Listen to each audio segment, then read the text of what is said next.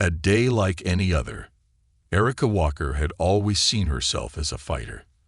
At 32 years old, she had built a reputation as a formidable human rights attorney, known for her unyielding spirit and her fierce dedication to justice.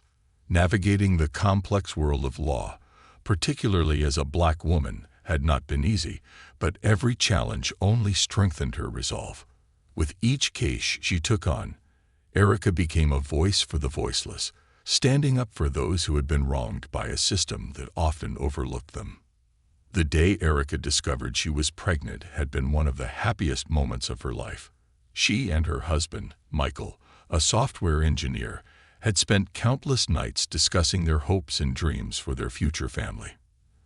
They envisioned a world where their son could grow up free from fear of discrimination, fear of being judged by the color of his skin, and fear of a justice system that too often failed people like them. As her pregnancy progressed, Erica found herself balancing her professional responsibilities with the preparations for motherhood. By the 6th month, she had embraced the changes in her life. She began to appreciate the small things, the gentle kicks of her baby, the warmth of Michael's hand resting on her belly as they watched TV, and the way their home filled with the smell of home-cooked meals made with love. Yet, the outside world was a different story. Erica was keenly aware of the struggles that came with her identity.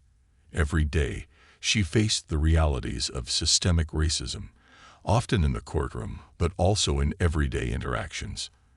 In her line of work, she had been subjected to dismissive comments, inappropriate jokes, and outright hostility. But with every encounter, she had learned to turn that anger into fuel, using it to drive her passion for justice. It was a quiet Saturday afternoon when Erica decided to make a trip to the grocery store. She had just wrapped up a challenging week at work and was looking forward to some downtime. Michael had offered to run the errands, but Erica relished these moments alone, finding clarity in the routine of everyday tasks.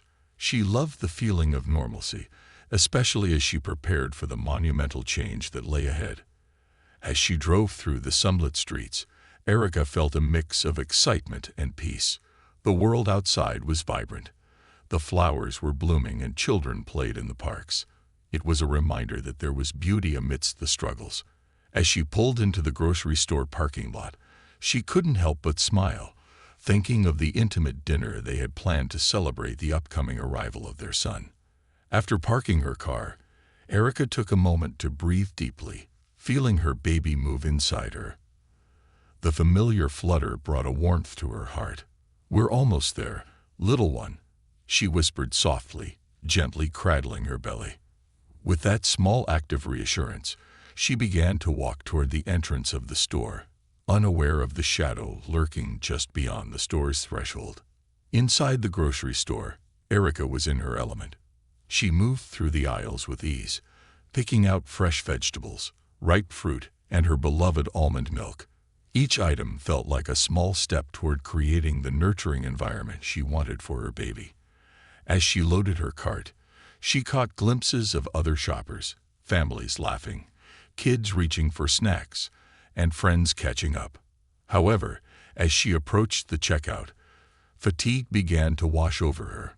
The pregnancy had its demands, and she was reminded of her need to listen to her body. Just as she began to feel overwhelmed, she caught sight of 2 police officers in uniform at the end of the aisle. Their presence wasn't unusual, but the way they seemed to glance her way sent a chill down her spine. Erica had encountered enough police officers during her career to know that sometimes they were quick to judge, quick to assume. Trying to shake off the unsettling feeling, she focused on the cashier, a friendly woman who smiled warmly as Erica placed her items on the counter. The mundane act of grocery shopping felt strangely comforting, a brief escape from the intensity of her daily life. But as she was packing her bags, the tension escalated. A loud commotion erupted from outside, causing the customers to turn their heads in unison. In an instant, Erica's heart dropped as she recognized the voices. The officers who had glanced her way were now shouting, their faces distorted with anger. Before she could process what was happening, the officers stormed into the store. One of them, a burly man with a scowl etched into his features, pointed directly at her. "You there," he shouted, his voice booming like thunder. "What are you doing here?" Erica's breath hitched in her throat. She was just a pregnant woman shopping for her family. She knew the weight of the stereotype they associated with her. An educated black woman standing in the midst of a world that often saw her as a threat. The officer advanced, his presence looming as he pushed past the bewildered customers. "I said, what are you doing here?" he repeated, his eyes narrowing as he stepped closer. Panic washed over her, and she could feel her heart racing. "I'm just shopping for my family," she replied, trying to keep her voice steady. "I haven't done anything wrong." But the officer seemed unconvinced. "You fit a description," he sneered, as if his words were a verdict. A rush of anger surged within her. Erica had faced discrimination before, but the way he spoke to her felt personal, like an affront to everything she had worked so hard for. She opened her mouth to respond, but before she could utter a word, the officer's partner intervened, grabbing her arm with a grip that felt like iron. "Let go of me," she shouted, the instinct to fight back igniting within her. But her protest only fueled the officer's aggression. "Stop resisting," he barked, his voice cold and unyielding. The commotion intensified as other shoppers began to panic, their faces mirroring her horror. Erica's mind raced. She was a human rights attorney, not a criminal. The injustice unfolding before her eyes felt surreal, as if she were watching a scene from a movie rather than living it. Just then, a sharp pain shot through her abdomen. She gasped, the reality of her pregnancy crashing down around her. "Please, I'm pregnant," she pleaded, her voice trembling. "You have to stop this." But the officer was relentless. The world around her faded as she struggled against the growing pain, the chaos of the grocery store now a blur. With each breath, fear clawed at her heart, and in that moment, she knew this was no ordinary encounter. As darkness threatened to engulf her, Erica's thoughts turned to her unborn child, the life she was fighting for even as her own world was crumbling. It was a battle she had never expected to fight. Not here, not today. The fallout. The chaotic scene at the grocery store had morphed into a blur of sirens and voices, but Erica's world narrowed down to the painful reality of her situation. Darkness enveloped her, the chaos around her receding into a distant hum. When she opened her eyes again, she was greeted not by the warmth of sunlight, but by the harsh glare of fluorescent lights and the sterile scent of antiseptic. A wave of confusion washed over her, accompanied by a rising tide of dread. "Erica, you're awake." Michael's voice broke through her haze, and she turned her head to see him sitting beside her, his face a mixture of relief and concern. His normally composed demeanor was shattered, replaced by worry etched deep in the lines of his forehead. "What happened?" she croaked, her throat dry and her heart pounding as memories flooded back. The shouting, the pain, and the overwhelming fear. "Where's the baby?" The room grew silent, the air thick with an unspoken truth. Michael's expression darkened, and she could see the struggle in his eyes, the battle between wanting to shield her from pain and the obligation to tell her the truth. They couldn't save him, Erica," he finally said, his voice breaking. The words crashed over her like a wave, dragging her into a depth of despair she had never known. "No," she whispered, shaking her head as tears streamed down her cheeks. "It can't be true. I was just dreaming about him, about our future." The vision of their baby boy, a bright light in her life, crumbled before her like a house of cards. Michael reached for her hand, his grip gentle yet firm. "I'm so sorry," he said softly. "You did everything you could. This isn't your fault." But Erica felt the crushing weight of guilt pressing down on her. How could she have let this happen? She had fought for justice her entire career, advocating for the marginalized and the oppressed. And yet here she was, unable to protect her own child from an unjust world. Days turned into weeks, and the emotional toll of her loss lingered like a dark cloud hovering over her. Each day, she awoke with the same gnawing sense of grief, an ache in her heart that refused to fade. The world outside her hospital room continued to spin, yet she felt like she was caught in a storm, battered by waves of sorrow. As she lay in bed, Erica began to contemplate her next steps. The miscarriage had not only been a personal loss, but also a painful reminder of the systemic issues that plagued society. The officer who had assaulted her had taken not just her child, but the very essence of her dreams for a brighter future. She realized that she had a choice: to retreat into her grief or to rise and fight back. One evening, as the sun dipped below the horizon, casting a warm glow through her hospital window, Erica made a decision. She would not allow this tragedy to define her. Instead, she would use her experience to ignite a fire within her, a fire that would fuel her quest for justice. With renewed determination, she contacted her legal team, determined to hold the officer accountable for his actions. She began to gather her thoughts, documenting everything that had transpired that fateful day. The moments leading up to the confrontation, the chaos that ensued, and the devastation that followed. It was time to turn her pain into purpose. Erica's attorney, David, was supportive, understanding the emotional weight that her case carried.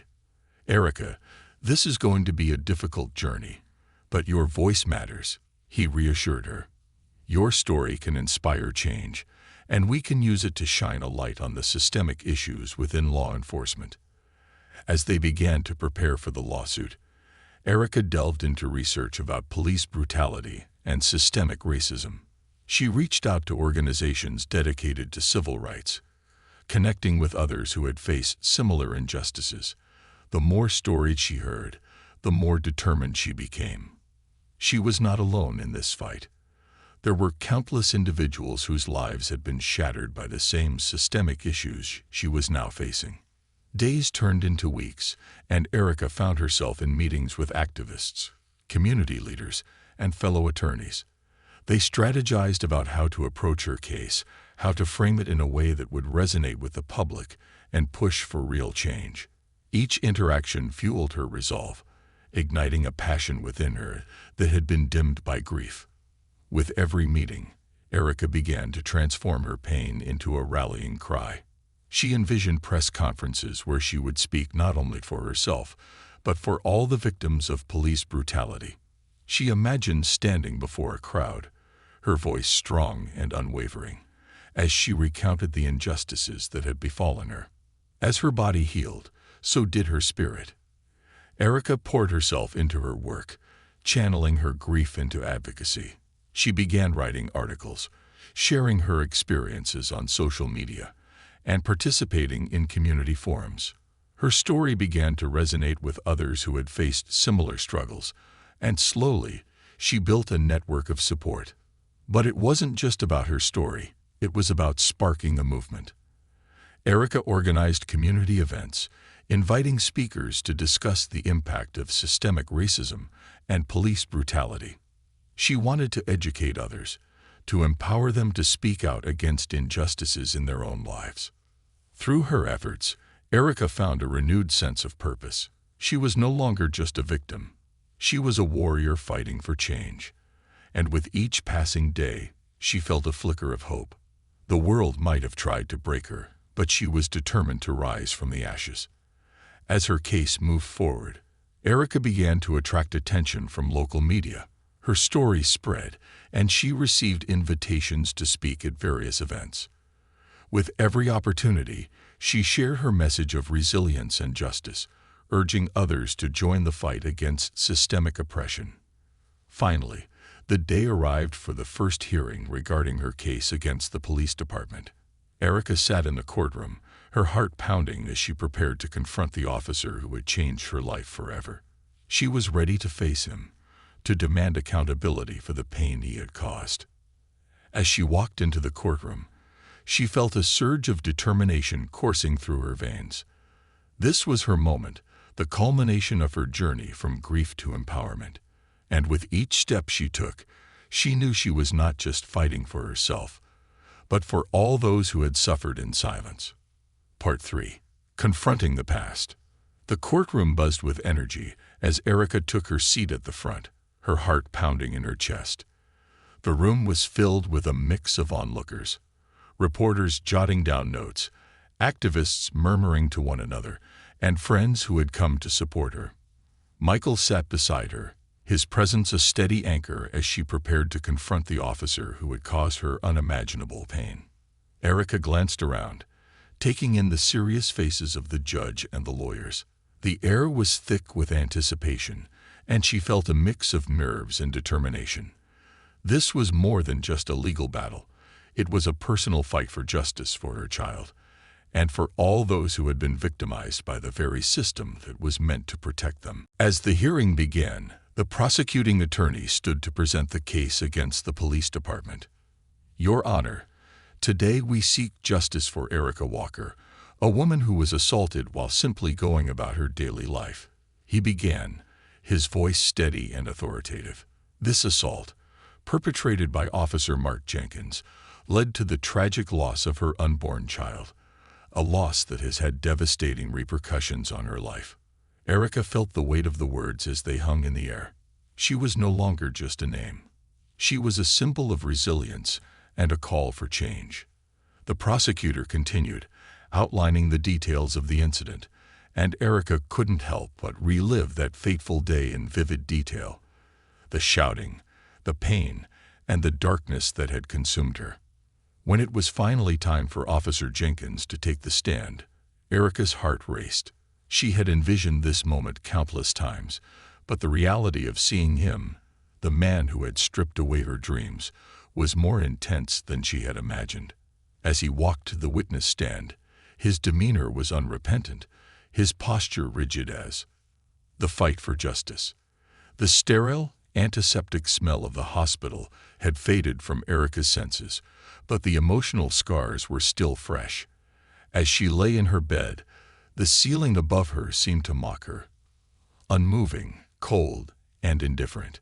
It had been weeks since the attack, yet the weight of that day pressed down on her chest like a stone she couldn't shake.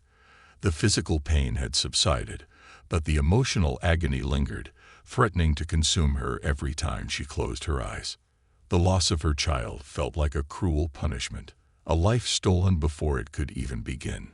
Her son, the child she had imagined holding, loving, and raising in a world where he wouldn't have to fear people like the officer who assaulted her, was gone.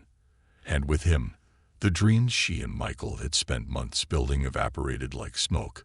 The emptiness she felt now was all-encompassing, but through the haze of grief, a small flame of anger burned brighter each day.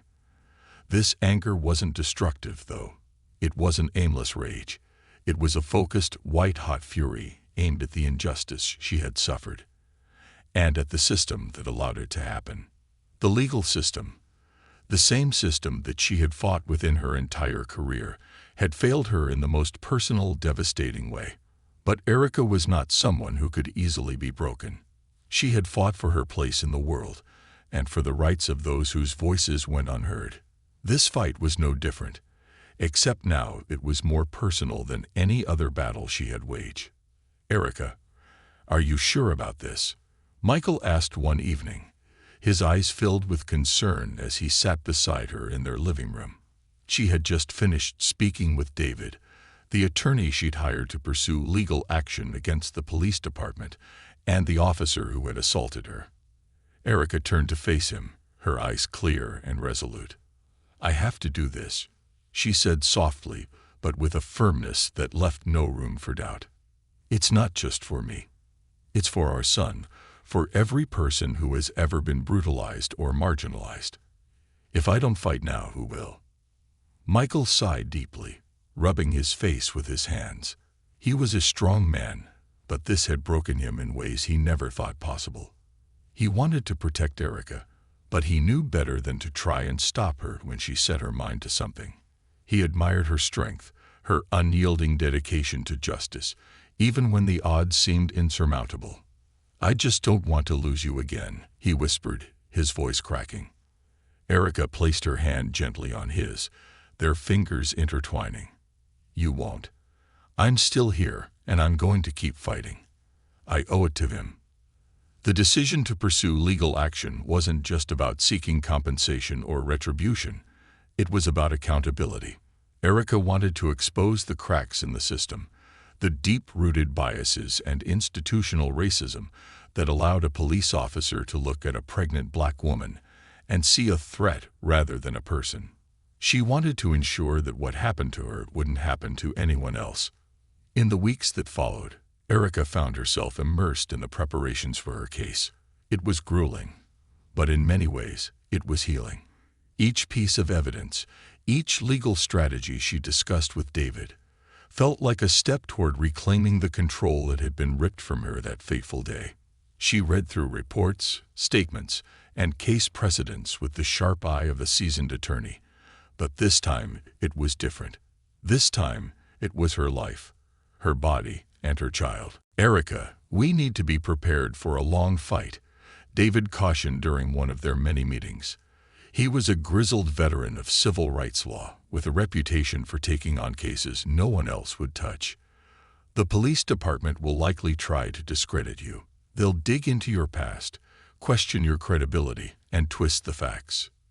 You need to be ready for that. I'm ready, Erica replied, her jaw set in determination. I've spent my entire career fighting for people who have been discredited and silenced. I won't let them do the same to me. David nodded, impressed by her resolve. Good. We'll start by filing a civil suit against the officer and the department for excessive force, assault, and violation of your civil rights. But we're also going to push for policy reforms. This can't just be about one officer. It has to be about the entire system. As they worked through the legal strategy, Erica found herself reflecting on the broader implications of her case. This wasn't just about her personal tragedy. It was about shining a light on the systemic racism that had permeated law enforcement for generations. It was about forcing the public to confront uncomfortable truths about how black bodies were policed and dehumanized. Word of the case began to spread, and soon, Erica's story was making headlines. News outlets picked up on the lawsuit, framing it as yet another tragic case of police brutality. But Erica was determined not to be portrayed as just a victim. She was a survivor, a fighter, and her story was one of resilience and justice, not just loss. Protests in support of Erica began to spring up across the city as activists and community leaders rallied around her cause. They held vigils and marches, demanding justice not just for Erica, but for the countless others who had suffered similar fates. Her case became a symbol of the broader fight against police brutality, and as the momentum grew, so did the pressure on the city and the police department. But the fight was far from over. As David had warned, the police department's legal team came out swinging. They attempted to paint Erica as combative during the incident, suggesting that she had resisted arrest and endangered the officers. They'd brought up her past cases as a defense attorney, insinuating that she held a bias against law enforcement. Erica, however, was undeterred. She knew the truth, and so did the people who had witnessed the attack. Several bystanders had come forward, willing to testify on her behalf. Their accounts would be crucial in countering the department's narrative. One evening, as Erica was reviewing witness statements with David, she received an unexpected phone call. On the other end was Lisa Thomas, a fellow human rights attorney whom Erica had met years ago at a conference. Erica, I just heard about what happened, Lisa said, her voice filled with empathy. I want you to know that I'm here for you, whatever you need. You're not alone in this. The offer of support from her peers was both heartening and bittersweet. Erica had always prided herself on her strength, on her ability to stand tall in the face of adversity. But now, as she faced the most challenging fight of her life, she realized that even she needed help. Thank you, Lisa, Erica replied, her voice faltering slightly. I appreciate it more than you know. You're one of the strongest people I know, Erica, Lisa continued. And what you're doing, taking on the system like this, it's going to make a difference. Not just for you, but for so many others. As the days turned into weeks, Erica's resolve never wavered. The trial date loomed on the horizon, and with each passing day, she grew more determined to see justice served, not just for herself, but for her son, and for the future she had envisioned for him. In the courtroom, Erica would face her attackers once again, but this time, she would not be alone. She would stand alongside her legal team, her community, and all those who believed in her fight. This was more than just a battle for personal justice. It was a fight for change, for accountability, and for a future where no one else would have to endure what she had. As Erica prepared for the trial, she knew that no matter the outcome, she had already won in one sense. She had refused to be silenced, refused to be a victim. And in doing so, she had become a symbol of strength, resilience, and the power of standing up for what was right, even in the face of unimaginable loss. This was only the beginning of her fight, and she was ready for whatever came next. The trial begins. The courtroom was packed with spectators the day Erica's trial began. The air inside was heavy with tension, as if the room itself could feel the weight of the moment. Reporters, community leaders, and supporters filled the seats, their faces reflecting a mixture of anticipation and determination. The case had garnered national attention, drawing widespread interest not just for the shocking brutality Erica had endured, but for the broader implications it held in the ongoing battle against police misconduct and systemic racism. As Erica took her seat at the plaintiff's table, she couldn't help but feel the enormity of what lay ahead. The courtroom felt different now that she wasn't the attorney but the one seeking justice. Her usual confidence was tempered by the gravity of her loss, but it was also strengthened by her resolve. She was here not just for herself, but for her son, for her community, and for every person who had been wronged by the system. Her eyes swept the room and landed briefly on the face of Officer Mark Jenkins, the man who had changed her life forever. He sat stiffly at the defense table, his expression unreadable. David, her attorney, sat beside her, flipping through his notes. He looked over at her with a nod, a gesture that conveyed solidarity and reassurance. Erica gave a small nod in return, grounding herself in the present moment. She was ready. As the judge entered the room and called the court to order, the hum of the crowd fell silent. The prosecution was the first to speak, their opening statement laying out the harrowing details of what had happened to Erica on that fateful day at the grocery store. David's voice was measured and calm as he recounted the events leading up to the attack. He described how Erica, a black pregnant woman who had dedicated her life to the pursuit of justice, was assaulted by a police officer without cause. He emphasized the devastating consequences of that day, the miscarriage, the trauma, and the violation of Erica's rights. This case isn't just about an isolated incident, David said, his voice rising with conviction as he addressed the jury. It's about the systemic issues that allow police officers to act with impunity, particularly when the victims are people of color. What happened to Erica Walker is a tragedy, but it is also a symptom of a much larger problem. We are here to seek justice not only for her, but for every person who has been harmed by the unchecked power of law enforcement. As David spoke, Erica felt a swell of pride. He wasn't just fighting for her. He was fighting for the larger cause they both believed in. She glanced at the jury, trying to gauge their reactions. Some of them seemed moved by the prosecution's words, while others sat with their arms crossed, their expressions difficult to read. Then it was the defense's turn. The lawyer representing Officer Jenkins stood and began to speak. His tone was clipped, formal, and defensive. He wasted no time trying to shift the narrative, portraying Jenkins as a dedicated officer who had simply been doing his job when he encountered Erica. The defense will show that Officer Jenkins had reason to believe the situation was dangerous. The lawyer began, his voice dripping with manufactured authority. In an environment where law enforcement officers are constantly on high alert, they have to make split-second decisions, Officer Jenkins responded as any reasonable officer would given the circumstances. Erica clenched her fists under the table. The defense attorney continued, trying to paint her as someone who had escalated the situation, subtly suggesting that her status as an attorney made her confrontational and uncooperative with law enforcement. It was a familiar tactic. Blame the victim, especially when the victim was a black woman. Erica had seen it countless times in her own legal practice, and now it was being used against her. The day's testimonies began with witnesses from the grocery store.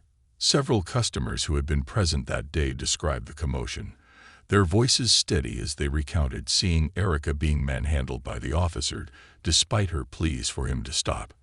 One woman, a middle-aged chopper who had been in line behind Erica, spoke with tears in her eyes as she recalled the moment Erica cried out that she was pregnant. "I'll never forget it," the witness said, her voice trembling. She kept saying, "I'm pregnant, please stop." But he didn't listen. He just kept yelling at her, grabbing her arm. And I remember thinking, why isn't he stopping? It was terrifying. Erica's eyes filled with tears as the woman spoke, her words echoing the fear and helplessness she had felt in that moment. But those tears were not just for herself. They were for the countless others who had been silenced, ignored, or brutalized in similar circumstances. Next, the prosecution called a doctor who had treated Erica in the aftermath of the assault. He detailed the severity of her injuries and the emotional toll the miscarriage had taken on her. His testimony was clinical, but the impact was undeniable. The trauma Ms. Walker experienced was both physical and emotional, the doctor explained. The miscarriage was a direct result of the assault, and the psychological effects of such a loss are profound. This isn't just about the loss of a child. It's about the loss of a future. Erica's grip tightened on the edge of the table. The doctor's words hit her like a punch to the gut. The future she had imagined for her son, the life she and Michael had planned, had been taken from them in an instant. And now, sitting in this courtroom, she was forced to relive it all over again. As the trial progressed, the defense attempted to poke holes in the prosecution's case. They questioned the reliability of the witnesses, suggesting that their memories were skewed by the chaos of the moment. They presented evidence from body camera footage, though conveniently, much of the footage from Jenkins' camera had been obscured during the altercation, a fact that only deepened the sense of injustice in the room. At one point, the defense called Officer Jenkins himself to the stand. Erica's stomach churned as he took his seat, his expression cold and calculated. The courtroom seemed to hold its breath as Jenkins recounted his version of events, a story laced with half-truths and distortions. "She was aggressive," Jenkins claimed, his voice flat. "I asked her to comply, but she refused.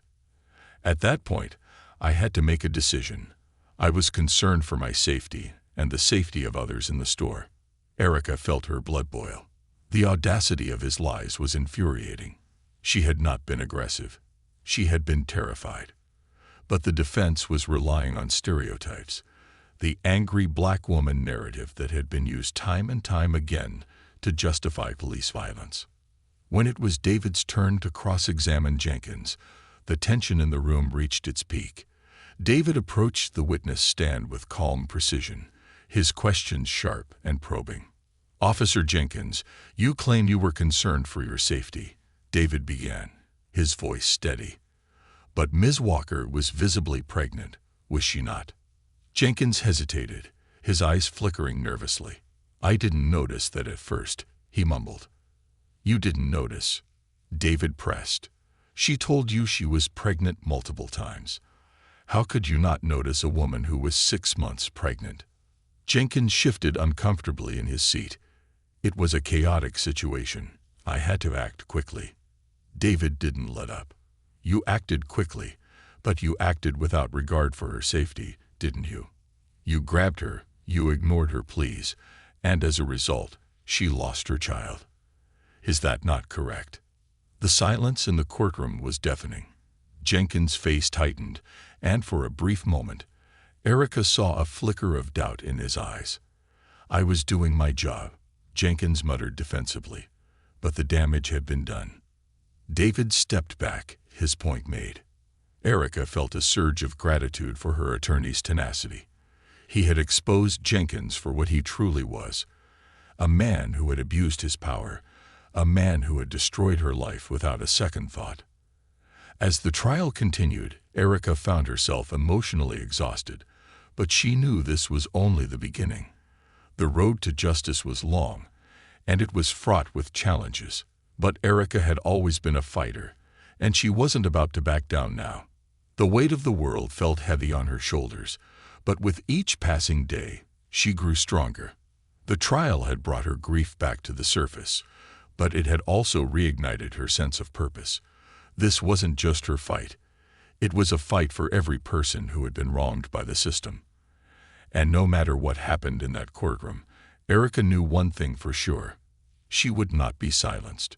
The weight of the truth. The trial was drawing national attention now. Every day, reporters camped outside the courthouse, their cameras flashing as Erica and her team made their way through the doors. Each step felt heavier than the last as Erica approached the day that could define not just her future, but the future of countless others who had been victims of the same systemic oppression that had led to her attack. The public's eyes were glued to her case, a symbol of the injustices that had gone unchecked for far too long. Inside the courtroom, the tension had not eased. The battle between the prosecution and defense had grown more intense, each side ramping up their arguments, determined to sway the jury. Erica sat at the plaintiff's table, her mind a storm of emotions, rage, sorrow, determination.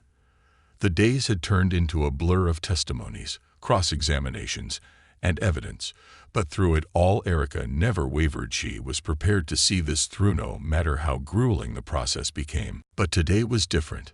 Today, Erica was the one who would take the stand. She had prepared herself for this moment, knowing it would be one of the hardest things she ever done. Reliving that day, recounting the trauma and the loss of her child, was something she had to do, not just for herself, but for every victim whose voice had been silenced. As she walked to the witness stand, the room fell silent. Erica felt the weight of every pair of eyes on her, some filled with sympathy, others skeptical, and a few hostile. She had been in countless courtrooms over the years, but never like this. This time, she wasn't the advocate. She was the one fighting for justice. David approached her with a soft, reassuring smile. "Erica, can you tell the court, in your own words, what happened to you on that day?" She took a deep breath, steadying herself. "I had gone to the grocery store that afternoon," she began, her voice firm despite the tremor in her hands. "It was a normal day. Nothing unusual, nothing out of the ordinary. I was 6 months pregnant, and I was just picking up a few things for dinner that night." Her mind drifted back to that moment. The sun shining brightly as she pulled into the parking lot, her hand resting on her belly, feeling the gentle movements of her unborn son. The memory was vivid, yet distant, like a dream that had slipped away. "When I was leaving the store, I saw the 2 officers in the parking lot," she continued. "I didn't think much of it. I've worked with police officers before. I know the kind of stress they're under. But when I walked past them, I noticed that one of the officers, Jenkins, was watching me. I could feel it, the way his eyes followed me." Her voice faltered slightly as she recalled the moment Jenkins confronted her. The fear she had felt then, the sudden awareness that something was wrong, resurfaced. "He came toward me, and I didn't understand why," Erica said, her voice growing quieter. "He asked me what I was doing there, and I told him I was just shopping, but he didn't listen. He didn't care. All he saw was a black woman standing in front of him, and he decided I was a threat." She paused, closing her eyes for a moment as the memory of that day washed over her. "I told him I was pregnant. I told him to stop. But he grabbed me. He hurt me. And I felt my baby." Her words caught in her throat, and the courtroom was deathly silent. The jury sat frozen, listening intently to her every word. "I knew something was wrong," Erica whispered. The pain was unbearable, and I begged him to stop, but he didn't. He just kept yelling at me, treating me like I was some kind of criminal. And then, I lost my son. The tears came now, unbidden, as the weight of her words settled in the room. Erica could see the sympathetic glances from some jurors, the quiet outrage in the eyes of others. She had known this moment would be hard, but nothing could have prepared her for the emotional toll of recounting the darkest day of her life. David gave her a moment to compose herself before continuing. Erica, can you tell us how this experience has affected you? Erica swallowed hard, fighting to keep her voice steady. It took everything from me, she said, her voice barely a whisper. My son, my peace of mind, my sense of safety. I've spent my entire career fighting for justice, fighting for people who couldn't fight for themselves. But when it was me, I felt powerless. I felt like the system I had trusted had turned its back on me. She took another deep breath, her resolve hardening. But I'm not powerless. I'm here today because I want to make sure this doesn't happen to anyone else. I want to hold him accountable, and I want to hold the system accountable. We can't keep letting this happen. The room remained silent as her words echoed through the courtroom. It was a powerful moment, one that left even the most hardened spectators moved by her bravery. David nodded, satisfied with her testimony, and turned toward the defense, signaling that he had no further questions. The defense attorney rose from his seat, his expression calculated as he approached the witness stand. Ms. Walker, he began, his tone clipped and formal. You've had a successful career as a civil rights attorney, correct? Erica nodded. Yes. And in that time, you've filed numerous lawsuits against law enforcement agencies, haven't you? I've taken cases where I believe justice needed to be served, Erica replied, her tone even. She knew where he was going with this line of questioning. The defense attorney continued, so, it would be fair to say that you've had some contentious interactions with police officers in the past. Erica held her ground. I've had professional disagreements with law enforcement, yes. But that has never affected my ability to advocate for what's right. Yet, on the day in question, you claim that Officer Jenkins assaulted you without provocation. Isn't it possible that you, being well-versed in legal matters, might have escalated the situation by challenging his authority? The insinuation hung in the air, but Erica refused to let it rattle her. She knew this tactic well. The defense was trying to paint her as an angry, defiant black woman who had caused her own misfortune. I did not escalate the situation, she said firmly. I was calm. I was cooperative. I told him I was pregnant, and I begged him to stop. What happened that day was not because of anything I did. It was because of his actions. The defense attorney narrowed his eyes, but before he could continue, the judge called for a recess. The room erupted into murmurs as the jury was dismissed for the break, and Erica was escorted back to her seat. David placed a reassuring hand on her shoulder. You did great, he said quietly. You held your own. Erica nodded, though the emotional toll of the testimony weighed heavily on her. She had spoken her truth, but now the real test would begin. The defense would do everything in its power to discredit her, to paint her as the villain in her own story. As the courtroom cleared, Erica allowed herself a moment to breathe. She glanced at Michael, who was sitting in the back row, his face a mask of concern. Their eyes met, and he gave her a small, encouraging smile. It was enough to remind her of why she was doing this, why she had to keep fighting. The recess ended, and as the court reconvened, the defense called their next witness, a fellow officer who had been at the scene that day. Erica tensed as the officer took the stand, knowing that his testimony would likely be slanted in favor of Jenkins. The defense attorney wasted no time. Officer Daniels, you were present at the scene on the day of the incident, correct? Yes, I was, Daniels replied, his voice steady. And what was your impression of Ms. Walker's behavior that day? Daniels hesitated for a moment before answering. She was agitated. She was confrontational with Officer Jenkins from the start. Erica felt a surge of anger, but she kept her expression neutral. This was exactly what she had expected. They were going to try to make her look like the aggressor. David leaned over and whispered, "Stay calm. I'll handle this." When it was his turn to cross-examine Daniels, David's questions were pointed and precise. He quickly dismantled the defense's narrative, forcing Daniels to admit that he hadn't actually seen the initial interaction between Erica and Jenkins. "So, to be clear," David said, his voice sharp, "you didn't witness the moment when Officer Jenkins first approached Ms. Walker, correct?" "That's correct," Daniels replied reluctantly. "And you didn't hear her tell him she was pregnant, did you?" "No, I didn't." David nodded, stepping back. "No further questions, Your Honor." As the day's proceedings came to a close, Erica felt a mixture of exhaustion and determination. The defense had tried to twist the truth, but she knew that her testimony had struck a chord with the jury. They had heard her pain, her truth, and they had seen the holes in the defense's story. But the fight was far from over. Tomorrow, the closing arguments would begin, and the jury would soon decide her fate, the verdict, and the future. The morning of the final day of the trial arrived, and with it came a sense of foreboding that settled deep in Erica's bones. Outside the courthouse, a throng of people gathered, some in support, holding signs demanding justice for Erica and others like her, while a few stood with skepticism etched into their faces, uncertain of how to navigate the complexities of race, law, and power. Erica had slept little the night before.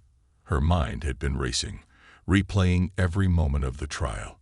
She had spent years navigating the legal system, but nothing could have prepared her for the emotional toll of fighting for her own justice. This case was not just about her. It was about a system that had allowed unchecked brutality and dehumanization, and about how the country would view cases like hers moving forward. Would they believe her, a black woman fighting for her rights, or would they side with a system that so often ignored her truth? As Erica dressed that morning, she took a moment to stand in front of the mirror, looking at her reflection. Her face was tired, her eyes heavy with the weight of the trial. But there was strength in her stance. She had been through the storm. And today, no matter the outcome, she would stand tall. She closed her eyes and placed a hand on her abdomen, a quiet homage to the son she had lost. His life had been cut short, but today she would make sure his memory lived on in the pursuit of justice. Michael, ever the supportive partner, waited for her downstairs. As she descended the steps of their home, he greeted her with a quiet, steady gaze. His love had been her rock throughout this nightmare, and Erica took comfort in his presence. He didn't need to say anything. His silent strength was enough. They shared a long embrace before walking out the door together, ready to face whatever awaited them. Inside the courthouse, the atmosphere was electric. Reporters jostled for position, eager to capture the final moments of the trial. The gallery was packed with spectators, supporters, civil rights activists, and members of the press who had followed the case with fervor. The courtroom buzzed with whispered conversations as Erica and her legal team took their seats. David, her attorney, looked over his notes one last time. He was composed, his expression revealing nothing of the intense preparation that had gone into this day. Erica knew how hard he had fought for her. Every argument, every cross-examination had been a testament to his belief in her case. She had chosen him for his expertise, but also for his heart, and he had not disappointed. The judge entered, calling the court to order, and a hush fell over the room. This was it, the final day, the closing arguments, and soon after, the verdict. Erica's heart pounded in her chest as the gravity of the moment settled over her like a heavy blanket. David stood first, addressing the jury with the same quiet power that had guided him through the trial. His words were carefully chosen, his tone impassioned but measured.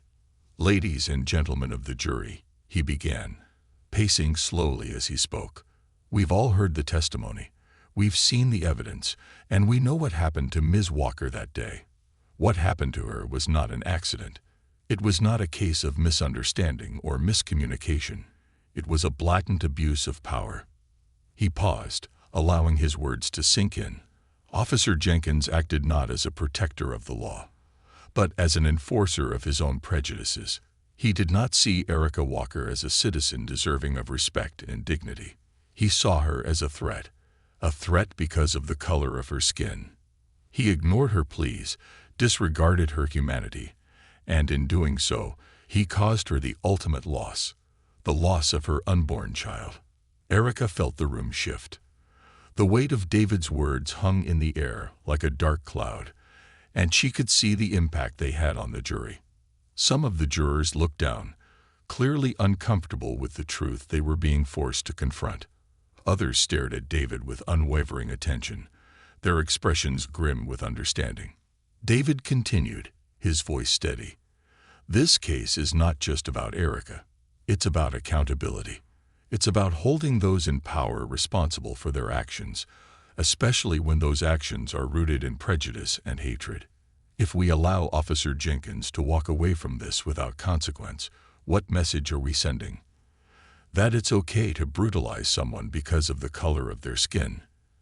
That it's acceptable to ignore a pregnant woman's cries for help because she doesn't fit into your narrow idea of who deserves protection.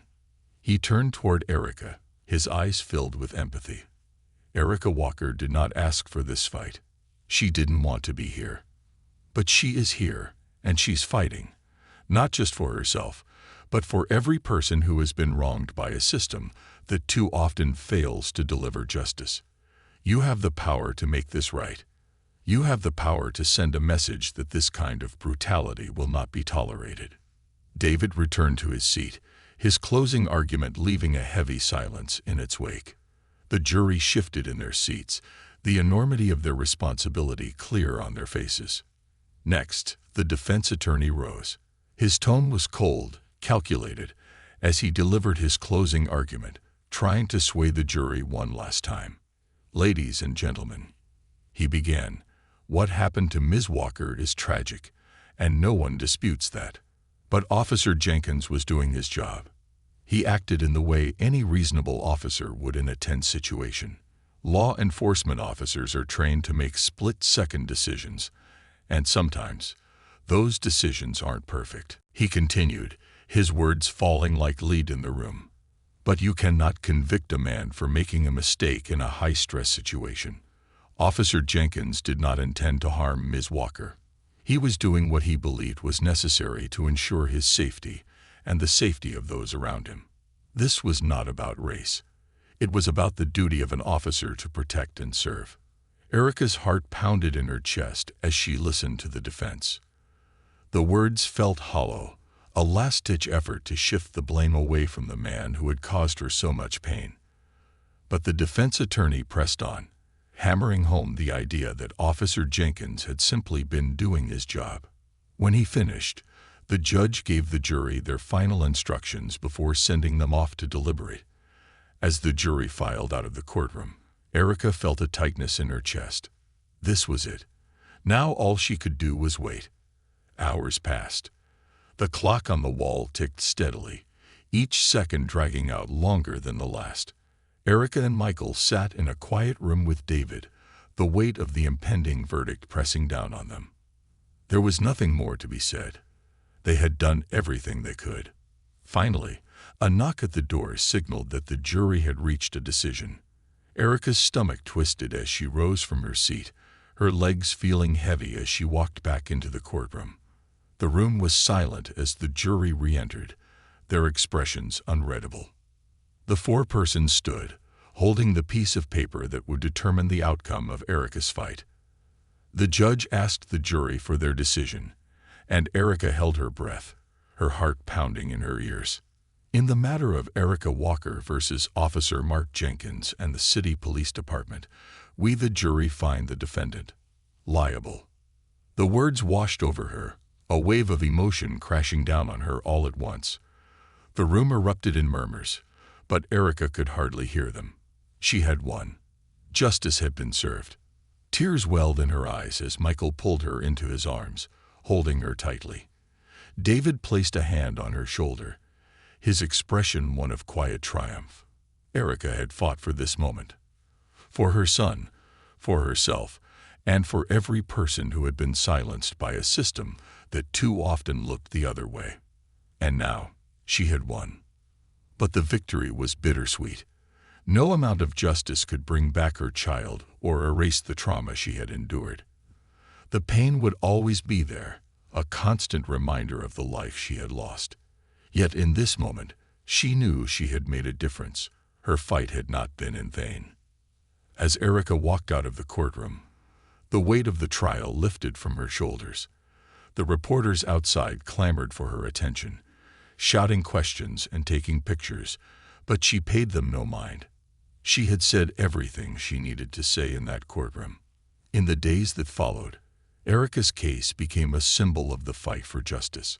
Her victory sent shockwaves through the community, sparking conversations about police brutality, systemic racism, and the need for reform. She had become more than just a victim. She had become a beacon of hope, a reminder that change was possible, even in the face of overwhelming adversity. Erica returned to her work, more determined than ever to continue the fight for justice. But she also allowed herself to grieve, to heal, and to remember the son she had lost. His life had been cut short, but his memory would live on in the work she did and in the lives she touched. She knew that the road ahead would be long and difficult, but she was ready for it. She had fought her battle, and she had won. Now it was time to keep fighting. For herself, for her community, and for a future where no one else would have to endure what she had. This was not the end. It was only the beginning.